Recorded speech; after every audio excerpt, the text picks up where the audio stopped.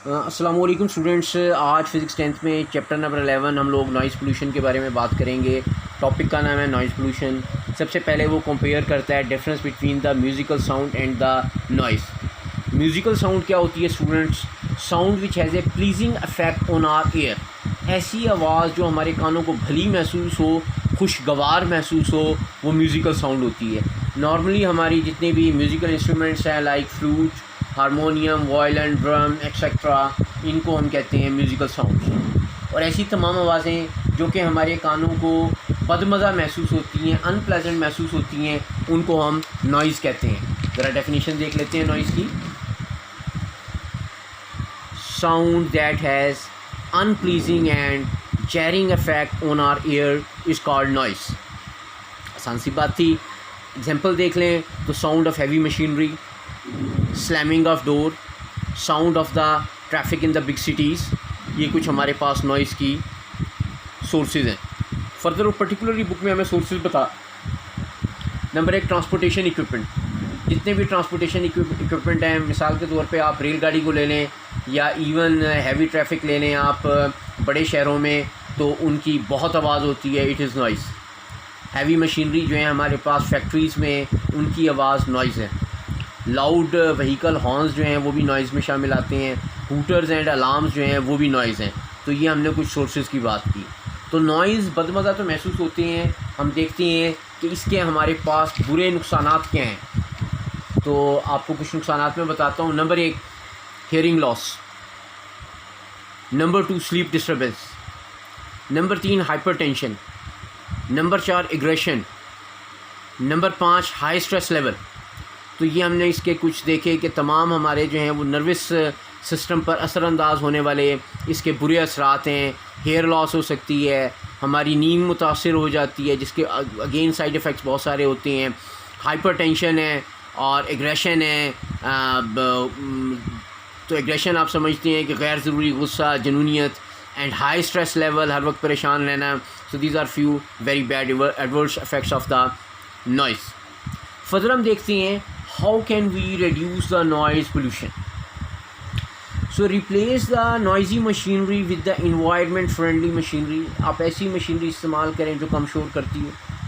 Putting sound reducing barriers, और ज़्यादा शोर वाली जगहों पे आप कर्टेंस इस्तेमाल करें, सॉफ्ट रग्स और कारपेट्स इस्तेमाल करें। इस तरह की चीज़ें आवाज़ों को एब्जॉर्ब कर लेती हैं और इस तरीके से नॉइज़ पोल्यूशन में कमी होती है। यूजिंग हेयर प्रोटेक्शन डिवाइसेस, और फैक्ट्रीज़ वगैरह में हेयर प्रोटेक्शन डिवाइसेस कानों में इस्तेमाल की जा सकती हैं काम के दौरान में। तो हमारे कान जो हैं मैक्सिमम 85 to 90 डेसिबल की जो आवाज़ है 8 घंटे तक हमारे लिए सेफ़ लेवल है। अगर इससे ज़्यादा आवाज़ हम सुनते हैं तो वो हमारे लिए नॉइज़ पोल्यूशन होता है। सो ये हमने कुछ बातें तय की। म्यूज़िक क्या होता है, म्यूज़िकल साउंड और नॉइज़ के दरमियान डिफरेंस हमने तय किया। हमने तय किया सोर्सेज ऑफ नॉइज़ क्या होती हैं। हमने तय किया बैड इफ़ेक्ट्स ऑफ नॉइज़ क्या हैं। हमने तय किया how can we reduce the noise pollution. ज़रा इन चीज़ों को फर्दर एक्सप्लेन करते हैं किताब से। मैं खोलता हूँ page.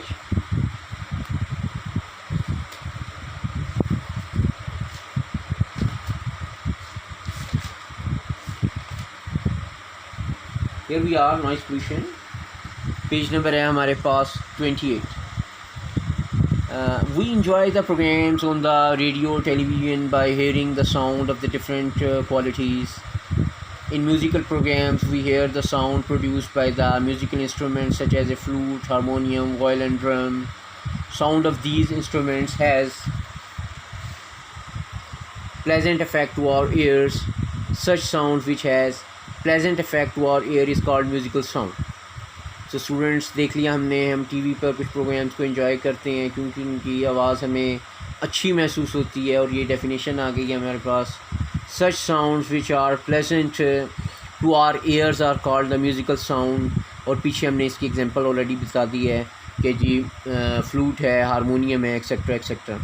However some sounds produces the unpleasant effect on our ears, such as sound of machinery, slamming of door, sounds of traffic in big cities. Sound which has a jarring effect and unpleasant effect on our ears is called noise।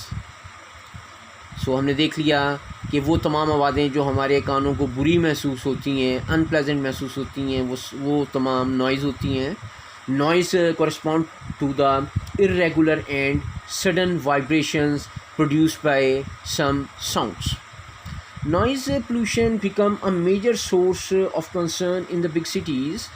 Noise is undesirable sound that is harmful for health of humans and other species.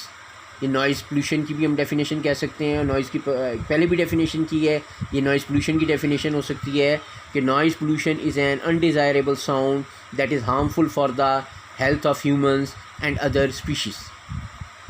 Sources की बात करते हैं. Transportation equipment and heavy machinery are the main sources of the noise. For example, noise of the machinery in the industrial areas, loud vehicle horns, hooters and alarms. तो ये उसने हमें sources बता दिए हैं कौन कौन से सोर्सेज से नॉर्मली नॉइज़ प्रोड्यूस होती है. Noise has a negative effect on our human health. It can cause conditions such as hearing loss, sleep disturbance, aggression, hypertension, high stress level. जिससे हमें कुछ नुकसान बताए.